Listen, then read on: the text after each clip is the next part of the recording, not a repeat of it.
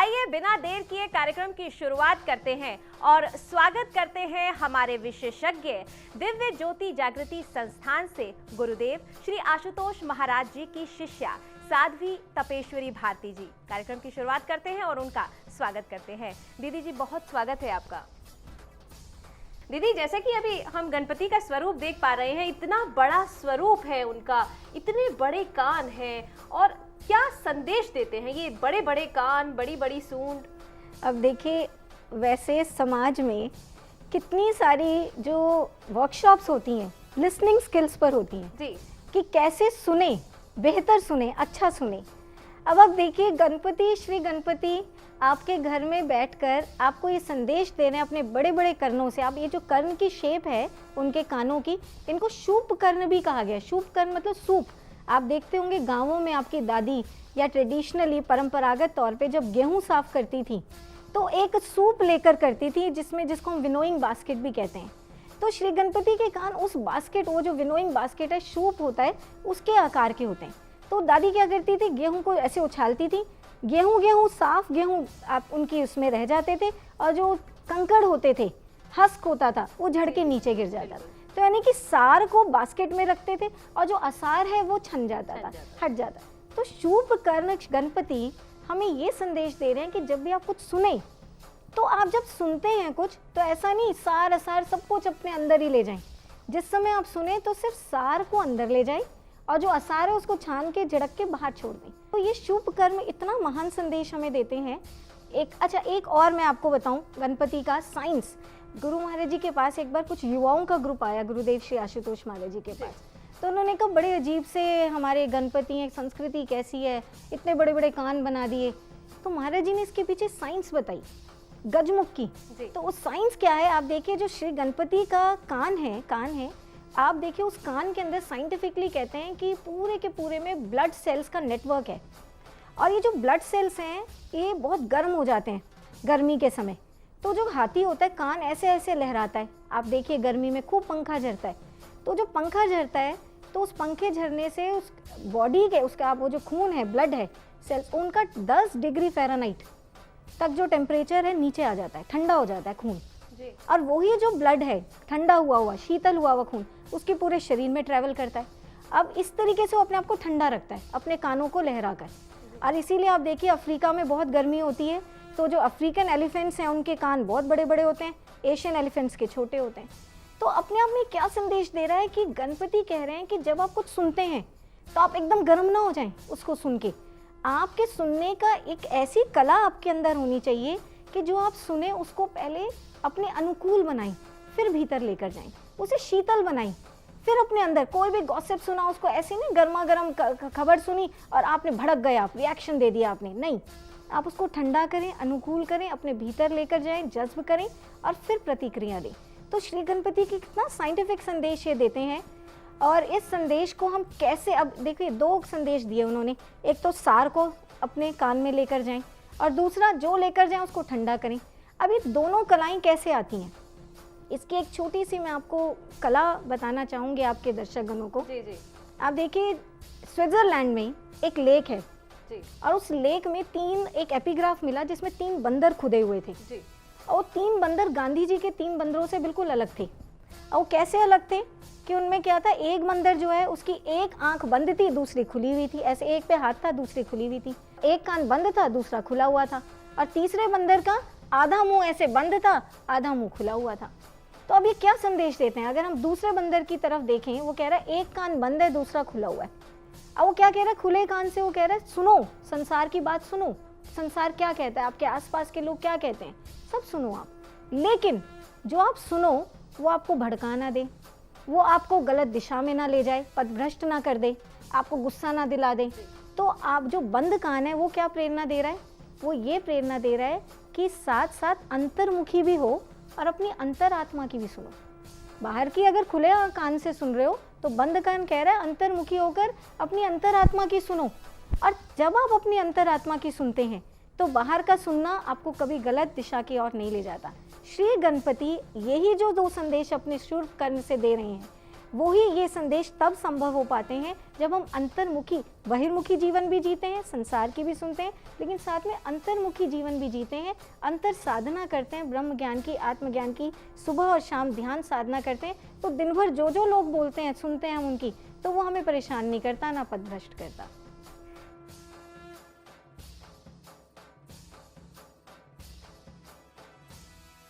दीदी, कई बार हम देखते हैं कि गणपति का स्वरूप गजानन स्वरूप होने के बाद भी इतना आकर्षक है। उनकी सूंड को देखते हैं तो इतनी आकर्षक सूंड है, क्या उसके पीछे भी कुछ रहस्य है? बिल्कुल, उसके पीछे भी रहस्य है जी। आप देखिए कि जो श्री गणपति की सूंड है, जी जी, आपने देखा होगा, अगर पता हो कि अगर वैज्ञानिक दृष्टिकोण से आपके दर्शकगणों को बताएं, 40,000 बोन्स, हड्डियों का एक तरीके से स्ट्रक्चर वो होता है पूरा सूंड में, 40,000 हड्डियाँ।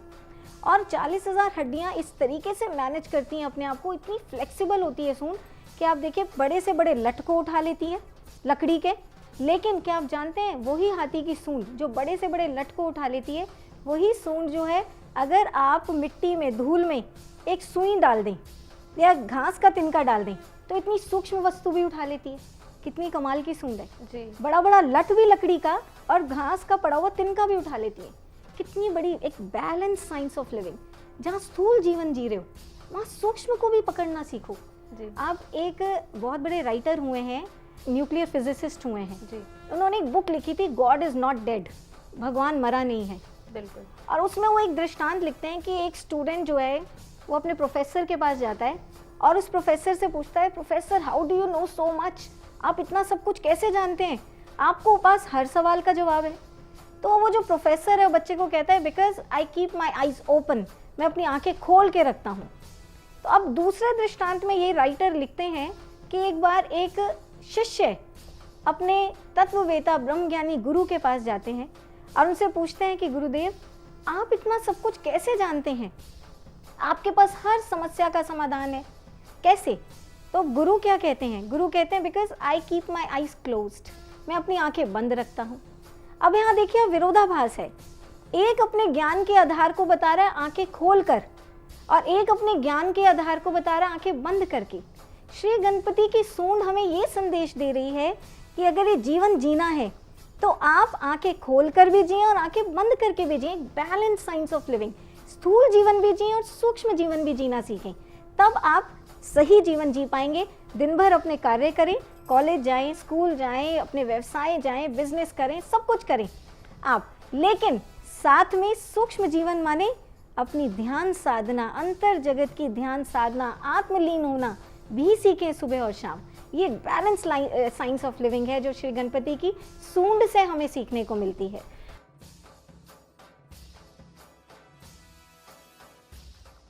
आपसे जानना चाहेंगे कि जो 4 हाथ है भगवान गणेश के, वो किस चीज के प्रतीक हैं और क्या संदेश आज हमारे समाज को वो देते हैं? देखिए, श्री गणपति के 4 हाथ जो है ना जी, उनमें जो 4 वस्तुएं उन्होंने अपनी पकड़ी हुई हैं, जी, वो हमें बहुत महान संदेश देते हैं। जी। एक तरीके से 4 हाथ एक जर्नी है, स्टेप बाय स्टेप एक यात्रा है। जी। जैसे आप ये देखें, पहला हाथ, उसमें क्या है, भगवान गणपति आशीष दे रहे हैं, आशीर्वाद मुद्रा में है। अब ये आशीर्वाद मुद्रा में जो गणपति का हाथ है, ये समझा रहा है कि आपको अपने जीवन में एक आशीर्वाद की ज़रूरत है। किसके आशीर्वाद की ज़रूरत है? एक ऐसे तत्ववेता गुरु के, एक संत के, जो आपको ब्रह्म ज्ञान दें, एक ऐसे गुरु जो आपके जीवन में आशीष वरदान दें आपको।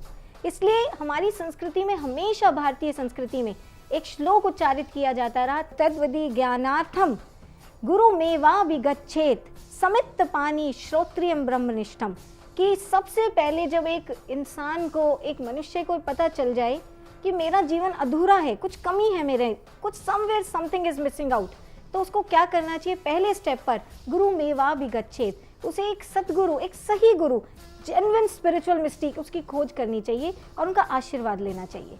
दूसरा हाथ हम देखें श्री गणपति का, उन्होंने एक पुस्तक थामी हुई है। अब ये पुस्तक किसको सिंबलाइज करती है? हमारी संस्कृति में 2 विद्याएं हैं, एक अपरा विद्या है, एक परा विद्या है। गणपति ने जो पुस्तक धारण की हुई है वो परा विद्या की प्रतीक है। परा विद्या मतलब आत्मज्ञान, ब्रह्म ज्ञान।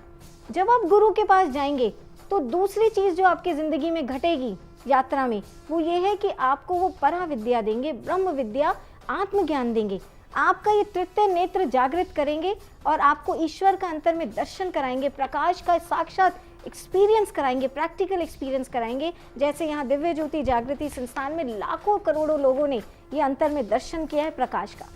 तीसरा हम देखें हाथ, तीसरे हाथ में श्री गणपति ने अंकुश थामा हुआ है।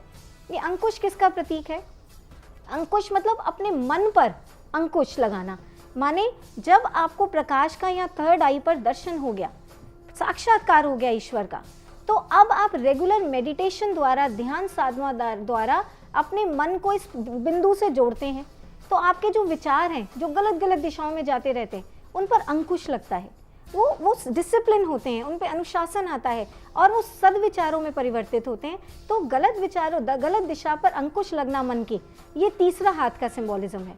और चौथा हाथ हम देखें, श्री गणपति ने मीठे मीठे मोदक, लड्डू थामे हुए हैं, पकड़े हुए हैं।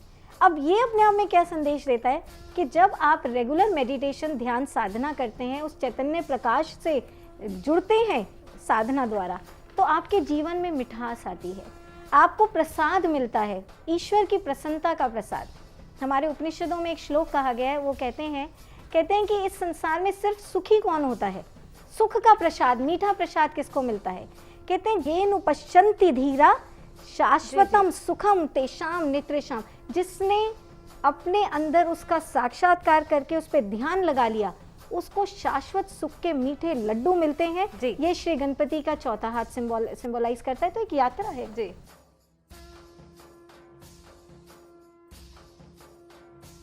दीदी, जैसे कि हम गणपति भगवान को देखते हैं, इतना विशाल स्वरूप है, विशाल काय उनका, मतलब अगर उनकी तोंद भी देखिए कितनी विशाल है। और वहीं अगर उनकी सवारी को देखा जाए तो मूषक बहुत छोटा सा है, दोनों आपस में बिल्कुल विरोधाभास है।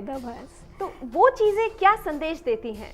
देखिए, अगर हम उनकी जो विराट जो तुंद है, जिसके कारण उनका नाम लंबोदर रखा गया, लंबा उदर, बिल्कुल, उसके बारे में अगर हम जानना चाहें, आप ये देखिए कि पुराणों में हर बात के पीछे एक प्रतीकात्मक संदेश है। अब इतनी विशाल तोंद, अब ये तोंद इतनी विशाल कैसे होती है? अगर हम सिंपल साइंस की बात करें अपने आज की, तो हम जो खाते हैं वो कैलोरीज और फैक्ट्स बनता जाता है और वो जमा होता जाता है। तो अब अपने आप में ये संदेश क्या दे रहा है कि गणपति कह रहे हैं कि जो भी मैंने ग्रहण किया है उसको मैं अपनी तुंद में जमा करता जा रहा हूँ। और भगवान गणपति की जो तुंद है, अगर हम उसका एनालिसिस करें तो अपने आप में एक क्लोज्ड कॉस्मिक सर्किट है, एक ब्रह्मांडीय सर्किट है ये, और एक ऐसा ब्रह्मांडीय सर्किट जो अपने आप में राउंड है, गोल है और साथ में क्लोज्ड है, जिससे कुछ भी बाहर नहीं जाता है। तो आप ये देखें, ये अपने आप में क्या संकेत देता है कि हमारे जीवन में हम जो भी विचार सोचते हैं, जैसे स्वामी विवेकानंद ने कहा था, every thought you think, every Karma you do, every emotion you feel within, that doesn't go outside but gets stored up there, कि वो कहीं बाहर नहीं जाता है। एक एक विचार आपका, एक एक संस्कार आपका, एक एक कर्म आपका, एक एक भाव आपका, या आपने एक एक शब्द जो बोला है वो कहीं बाहर नहीं जाता है, कहीं ना कहीं इस ब्रह्मांड में वो एक तरंग बनकर जमा हो जाता है। तो गणपति की जो विशाल तुंद है वो भी अपने आप में एक ऐसा ही क्लोज्ड सर्किट है, जिससे कुछ भी बाहर नहीं जा रहा, सब कुछ इसके अंदर जमा हो रहा है। प्लस ये राउंड है, यानी कि जो आपने आज एक विचार सोचा है वो घूम के एक दिन फल बनकर, कर्म फल बन के आपके पास आएगा। जो आपने कर्म किया है वो घूम कर एक दिन फल बन के आपके पास आएगा। और इसीलिए गुरुदेव श्री आशुतोष महाराज जी से जब भी समाज ने, दुखी लोगों ने आकर पूछा कि मैं बहुत दुखी हूँ, उसने मेरे साथ ऐसे कर दिया, किसी ने ऐसे कर दिया, उसने ऐसे बोल दिया, तो गुरु महाराज जी ने हमेशा यही प्रेरणा दी। महाराज जी ने हमेशा यही कहा है समाज को कि देखिए, कबीर दास जी ने कहा है, कबीरा तेरी झोपड़ी गल कटियन के पास, जो करेगा वो भरेगा, तू क्यों भये उदास। कि जिसने जो किया है उसको वो भरना पड़ेगा, क्योंकि गणपति अपनी विशाल तुंद में, एक क्लोज्ड कॉस्मिक सर्किट में एक एक के कर्म का हिसाब जमा किए हुए हैं। तो जो कर्म जो करेगा उसका फल उसको पास आएगा। इसलिए व्हाई डू यू क्रिब, इसलिए आप क्यों परेशान होते हैं? आप अपने अच्छे कर्म कीजिए ताकि गणपति के विशाल तुंद में आपके अच्छे कर्म, सुसंस्कार जमा हों और उनका आपको फल मिले। तो ये अपने आप में गणपति की तुंद के विषय में हमने जाना।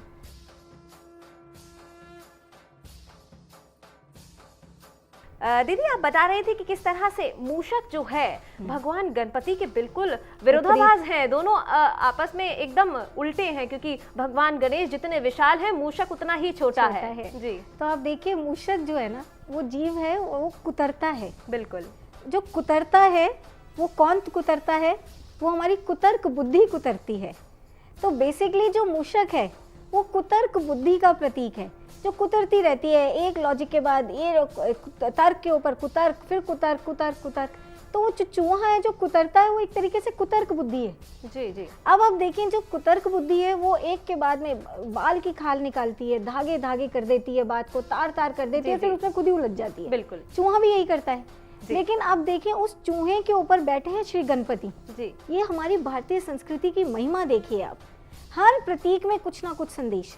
इतने छोटे कुतरने वाले चूहे के ऊपर बिठा दिया श्री गणपति को, मतलब कि अपनी कुतर्क बुद्धि, जो बुद्धि तुम्हें नेगेटिविटी की और नकारात्मक बुद्धि जो है आपकी, उस बुद्धि के ऊपर सकारात्मक पक्ष को रखिए आप, उसके ऊपर विवेक पक्ष को रखिए, चैतन्यता के पक्ष को रखिए। जब आप रखेंगे तो आपकी कुतर्क बुद्धि जो है वो दबी रहेगी, नीचे रहेगी, और आप जो भी कर्म करेंगे वो अपनी सुबुद्धि के निर्देशानुसार करेंगे। तो ये कितना बड़ा महान संदेश हम देखें मूषक जो भगवान का व्हीकल है, वाहन है, उससे हमें मिल रहा है।